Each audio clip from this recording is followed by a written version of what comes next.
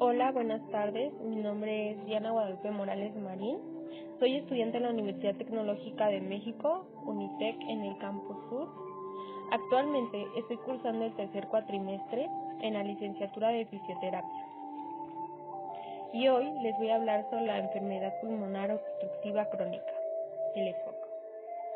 El EPOC no se refiere a una sola enfermedad, sino a diversas dolencias pulmonares crónicas que limitan el flujo de aire en los pulmones. Los términos más usados son bronquitis crónica y el enfisema. La EPOC se caracteriza también por la presencia de agudizaciones y por la frecuente presencia de comorbilidades que pueden contribuir a la gravedad en algunos pacientes. Su causa principal es por el tabaco. Los síntomas más comunes son disnea o falta de aliento, una tos crónica acompañada o no de expectoración, una excesiva producción de esputo, que es una mucosidad espesa que se forma en los pulmones, conocida como flema. Según estimaciones de la OMS, en el 2014, unas 64 millones de personas sufrieron una EPOC y 3 millones de personas fallecieron, por lo que se estima que en el 2030 el EPOC será la cuarta causa de muerte a nivel mundial. La etiología de la EPOC son tres: el consumo de tabaco, el tabaquismo pasivo, la quema de combustible biomasa. Desde hace años se conoce que el tabaco es el factor de riesgo más importante para desarrollar el EPOC. En estudios de cortes se estima que hay un riesgo absoluto de desarrollar EPOC. Entre fumadores es de 9 a 10 veces superior que entre los que no son fumadores. Sin embargo, solo el 50% de fumadores desarrollarán a lo largo de su vida una EPOC diagnosticada mediante espirómetro. Igualmente, se ha demostrado que el riesgo es proporcional al consumo acumulado de tabaco, de tal forma que el riesgo pasa del 26% en los fumadores que consumen entre 15 y 30 paquetes al año al 51% en los fumadores de más de 30 paquetes al año.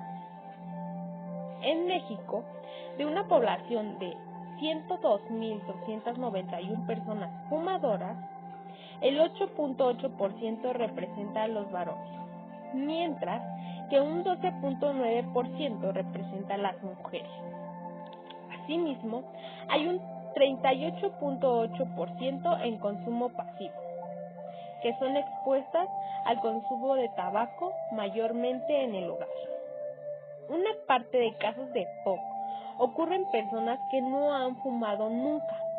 El tabaquismo pasivo, también conocido como humo ambiental de tabaco, se trata de una inhalación involuntaria del humo de otra persona que fuma tabaco. Aunque se producen riesgos de salud inferiores a los del tabaquismo activo, estos no solo son inevitables, sino que además son involuntarios. El 2.6% de este tabaquismo pasivo se da en el trabajo. El 2.4% se da en lugares y transportes cerrados. Y un 17.8% es una exposición en el hogar. Se ha demostrado que los niños y los jóvenes son los que presentan mayormente un tabaquismo pasivo, ya que su mamá, su papá o algún familiar fuma dentro del hogar. A nivel mundial, aproximadamente el 50% de todas las casas y el 90% de las casas rurales usan combustible de biomasa, como lo son la madera, el carbón vegetal, otras materias vegetales y el estiércol, como su fuente principal de energía doméstica. Se estima que los que se encuentran expuestos a los combustibles biomasa son más propensos a desarrollar EPOC que los que no lo están. Se ha demostrado que los que mayor sufren de EPOC por quema de combustible biomasa son las mujeres, puesto que las mujeres desde su infancia y juventud han sido predispuestas al humo de leña o de carbón. Factores de riesgo para desarrollar EPOC. Contaminación atmosférica. Los contaminantes específicos estudiados en relación con la EPOC son el ozono, las partículas en suspensión, el monóxido de carbono, el dióxido de sulfuro, el dióxido de nitrógeno y otros gases. La exposición a largo plazo a niveles bajos de contaminación atmosférica tiene un aumento de riesgo de desarrollar EPOC grave. Esto quiere decir que si una persona se encuentra a niveles bajos de contaminación atmosférica, pero a largo plazo, tiene más riesgos de desarrollar un EPOC grave. La exposición ocupacional a diversos polvos, gases y humos tóxicos se asocia a un mayor riesgo de EPOC. Aquellos individuos con EPOC que están expuestos en su lugar de trabajo a polvos minerales de todo tipo, gases o humos, presentan una mayor gravedad de su EPOC. Los pacientes deben adoptar medidas preventivas en el lugar de trabajo siempre que sea posible. Los pacientes con radiografías de tórax que evidenciaban haber tenido una tuberculosis pulmonar presentaron un incremento de la obstrucción al flujo aéreo, independientemente de ser fumador, estar expuesto a biomasas o tener antecedentes de asma. El enfisema hereditario, debido a la deficiencia de alfa-1 antitripsina, predispone a una destrucción y pérdida acelerada de parenquima pulmonar y al desarrollo de enfisema. Es importante el diagnóstico precoz para tener un tratamiento específico con la infusión intravenosa de alfa-1 antitripsina procedente de plasma de donantes en los casos que cumplan los estrictos criterios de tratamiento establecidos por las normativas nacionales e internacionales. Otros factores para desarrollar el EPOC son la edad, el sexo, el envejecimiento pulmonar, las infecciones respiratorias repetidas del niño o el adulto en edades tempranas y los factores socioeconómicos. El papel de los antecedentes familiares es una mezcla de factores genéticos y ambientales. La EPOC afecta a la vía aérea, los alvéolos y la circulación pulmonar.